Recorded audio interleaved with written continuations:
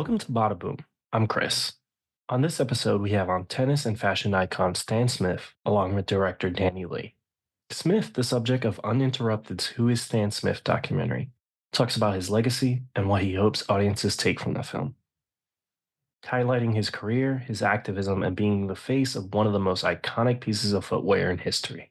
Lee discusses the responsibility of telling Smith's story and the journey of discovering the man behind this sneaker. Who is Stan Smith? He's more than a shoe. Listen in and bada boom. It was a pleasure, Stan and Dan. How are you guys today? Good. How are you? Good, good. So it was awesome to be able to see the documentary. For me, as someone a part of a younger generation, like my sort of relationship with you, Stan, is really through the Stan Smith sneaker, which the documentary opens on. So for you, what was it like to sort of be able to show people another side of yourself? Yeah, it was a little scary to kind of open up about open up the can of worms. In fact, you got a can of film reels that were stuck in the closet upstairs to kind of start things off. But it's been interesting to see how it's been uh, I was adapted to my life, and part of it was had to do with the book I had done. Some people think I'm a shoe, and there was stories out of that, and that was sort of the inspiration of Spring Hill to actually do the documentary, and Danny had to figure out how to do it and make it you know palatable for the viewing fans. Yeah. And for you, Danny, what was it like to sort of like strike that balance? Because it would have been very easy to sort of make, a 10-hour documentary about the Stan Smith, sneaker. So what was it like to sort of, be able to show this other side and have that access to some like really incredible like home videos and be able to sort of highlight those things? Yeah, that's a great question. It was definitely I knew going into it that would have been one of the main challenges of how do you balance contemporary with history, Stan as a person with Stan Smith as a sneaker. There are all these parallel stories, and the question is how do you give both credence, but also how do you interweave them? That was one of the most complicated stories I think I've ever tried to tell. And but I think we wanted to lean more into all of these unknown stories about Stan, how much he did for tennis, how he helped unionize tennis, his relationship with Arthur Ashe, his relationship with his young black tennis upstart, Mark Matabani from South Africa. And of course this love story with his wife, Margie Smith, who, how many people can say they've remained married to the same person for 50 plus years? It's That's only almost 49 years in 5 months. exactly. Damn, that's crazy. What's your secret, Stan? Tell me. Um, but yeah, like you, Chris, I was like, I definitely my entree was the sneaker first and foremost. I always knew about the sneaker. I knew the name. You knew that there was this elegance and prestige associated with the sneaker. You knew you could rock it with jeans or a tuxedo or whatever. It just works. But you never knew to the extent of how much story and importance there is attached to it. So it was a big privilege to be able to tell this story, man. It was. Awesome. And for you, Stan, what was it like to sort of relive some of those memories? For me, like watching those like home videos during the documentary, it was emotional for me because now me as a parent, like whenever I see like videos of my son and sort of the past, it sort of like gets me teary-eyed. So for you, what was it like to sort of relive a lot of these memories and talk through them? Yeah, it was emotional. For me, even I hadn't seen those films for 30, 40, 50 years, and so it was emotional for me as well. And but it was fun to kind of relive some of the times of being on the Davis Cup team, being in Vietnam, and uh, being on the tour with the guys on the Davis Cup team. That was a special time to be part of a team like that in 68 and 69 particularly. I've been on 10 different teams, but those years were really special because we played a lot and we traveled together a lot. And and we had a real strong drive to win the Davis Cup and bring it back. So a lot of those films were great, and you know, films about when Margie and I had just gotten married, and you know, those were you know some great memories too. So it was fun. It was fun to see that, but it's also a little scary to see you know some of the stuff that was there. Yeah. And what's really interesting about the documentary, and I think it does a really good job of, is seeing not just the importance of you, but sort of the people around you, the people that influenced you, that kept you driving and kept you going through some incredible difficult times, the 60s, and sort of your sort of commitment to being the best in the world. So what was it like for you to sort of be able to highlight other people in your life and show how important they were?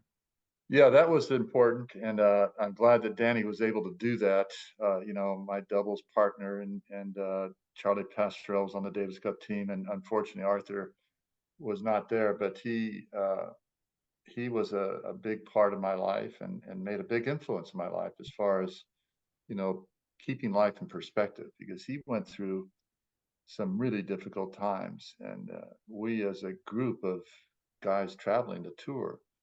Uh, you know, were going through it with him to a certain extent, Mhm. especially his friends. And then when he got the HIV virus, I mean, that was devastating, obviously to him, but to all of us that were friends. And this young boy, Mark Mathabani, who grew up in Alexandria, down in Johannesburg, where there's I don't know uh, 10,000 people per mile or something crazy like that. And he came to the United States. We were able to help him a little bit, and but he had tremendous drive himself. He got married, had 3 kids, and the amazing story is that all 3 kids went to Princeton. So you know, is that a rags to riches story or what? And he's just a quality guy, and you know, he wrote a bestseller. Oprah Winfrey had him on the show, and his family brought his family from South Africa to be on the show. And so I got to know, you know, his siblings, his mother, who, you know, obviously was a huge uh, impact in his life. And so that those made it. That was an impact in my Yeah. life. I mean, I helped him, and my wife and I helped him, but he really helped me in the perspective of what life's all about. And for you, Danny, was that surprising at all when, you sort of get into it and you're sort of seeing like the people around Stan and sort of figuring out a way to sort of highlight them in a way that sort of tells that story? Could you rephrase that question? Yeah, of What's it? course. Yeah, what's the Like question? basically like, obviously sort of you get into it and sort of you're interviewing other people. Like, were you surprised at sort of the stories around Stan and sort of how they influenced Stan and sort of made him the person he is? It's almost the reverse, man. Mm, Like when I was in it, when I was talking to everyone, it became really clear that the common thread was that everyone has such a deep love and reverence for Stan. You could see it in their eyes. You know when it's not a talking point. You know when someone's speaking from the heart, and everyone's like, he's just a good person. Even Margie, who's married to him for almost 50 years, like there was almost this fresh, like again, this reverence for him. So it was truly an honest portrait of a human who had the right guiding light that was compelling him to do good at every turn, even when it meant sacrificing yourself. And again, I think that's none more clear than 73 Wimbledon when the year before he had just won Wimbledon and he turns around, he's boycotting. Sorry, there's like chaos outside. And then no. the next year he turns around and boycotts Wimbledon. So if you look through the patterns of someone's actions, you can deduce what sort of person they are. And again, I think all my conversations with everyone, it became even Donald Dell. Donald, his agent, they don't have a contract, which is so crazy and so old school. I love it. It's just a handshake. And I don't know, they've made unspoken amounts of money together. And it's all in a handshake, and that just is a testament to the trust and faith of Stan. Yeah. And for both of you, like, what would you hope, like, audiences take away from the documentary? Well, it's certainly PG, and there's not going to be any killing or things like that in the film. But hopefully, people will get a perspective of hopefully helping out somebody else that might be in need, and if they have the means or the opportunity to do that. And I think we need to have more of that in the world now, and respect for other people and their views, and uh, willingness to step out and try to make an impact in the world instead of just being a spectator. Yeah, and I think for me, the prevailing theme in this is the power of our common humanity, whether it's race, class, gender, whatever it may be, identifying that common humanity amongst all of us, and that became really clear with Stan and Mark Montalbani's relationship, Stan and the rest of the players that form the ATP.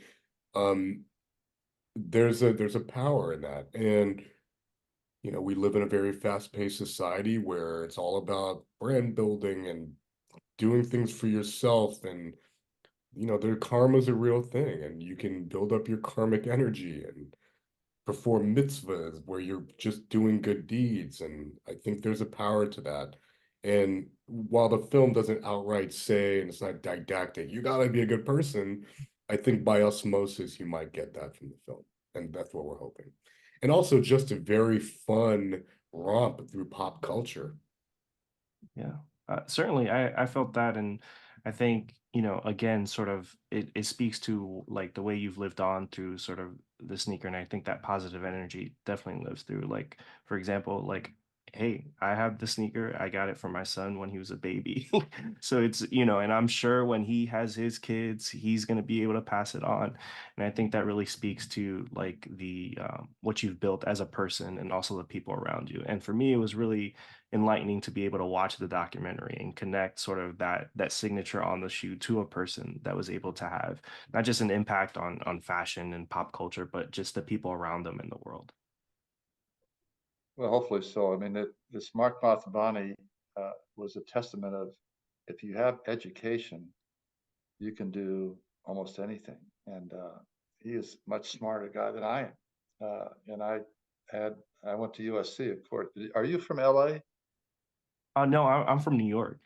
Oh, you're from New York. Okay. So I went to USC. I thought I had a pretty good education. This kid had nothing, except his mother getting him books from the people she worked for, and he has a tremendous intellect uh, and introspection of what's going on in the world, and certainly a great perspective on life. So it's a real education for me to be around him. And he was a totally different culture, that's for sure. Well, thank you guys. Congratulations on the documentary. I'm really excited for people to get a chance to look at this. And again, thank you for the time, and it was an honor to meet you both. Thank you. You Thanks for too, your Chris. time. Thanks so much, man. Thank you for listening to the Badaboom podcast. Keep the conversation going on Instagram, TikTok, and Twitter. Get in the comments on our YouTube channel and let us know what you'd like to hear next. And please subscribe to the podcast on Apple Podcasts, Spotify, and wherever you listen.